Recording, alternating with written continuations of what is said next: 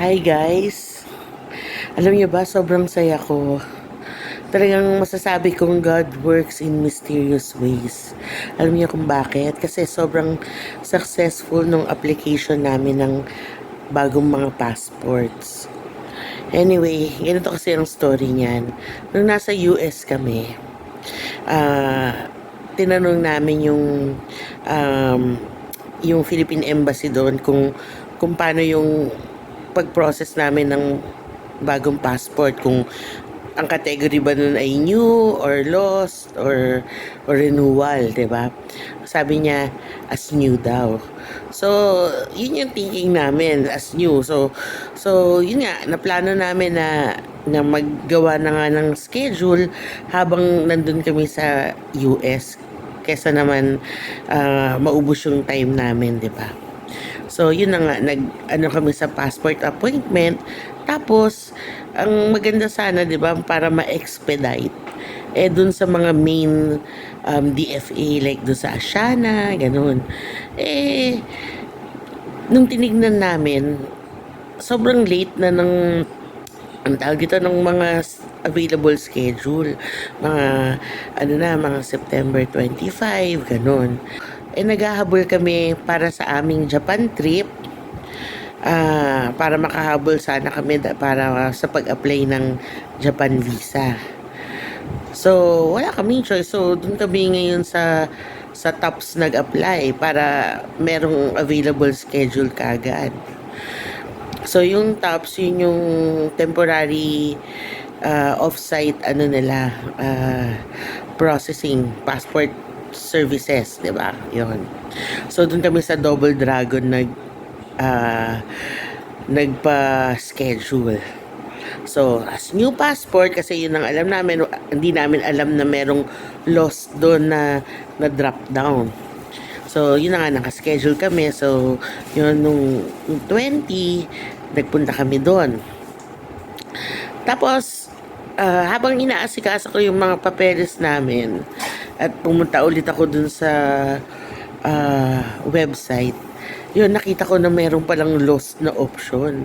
So, sabi ko dun sa sister-in-law ko, naku, paano yan? Mali yung natin, yung category, dapat lost.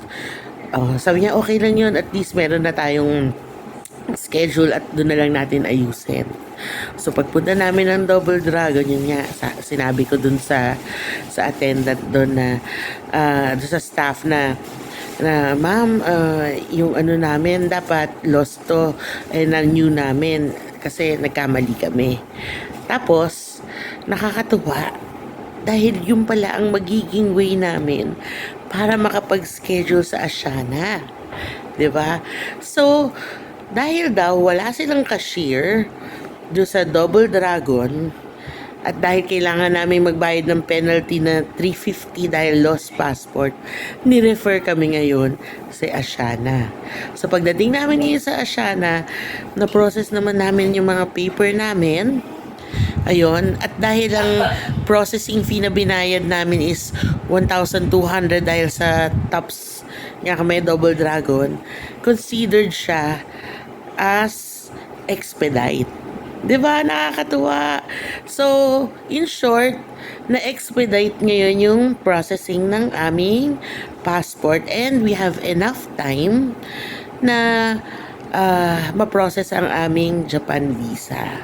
So, sobrang saya ko, sobrang thankful ako. Talagang sabi ko, ang galing-galing talaga ni Lord. Sabi ko, kahit pinahirapan kami na maglakad, yung parang mo yun, yung mga konting inconvenience, yung pala yung way niya para sa amin na mapabilis yung aming passport. Diba? Galing.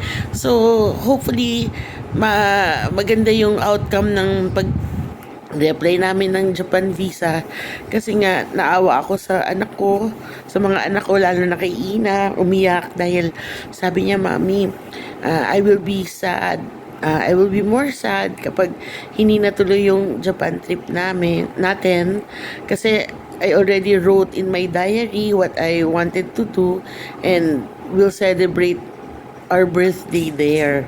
So, yun lang guys. So, pag-pray nyo kami na maging okay yung aming application ng Japan visa. So, yun lang. Thank you sa pakikinig. Bye!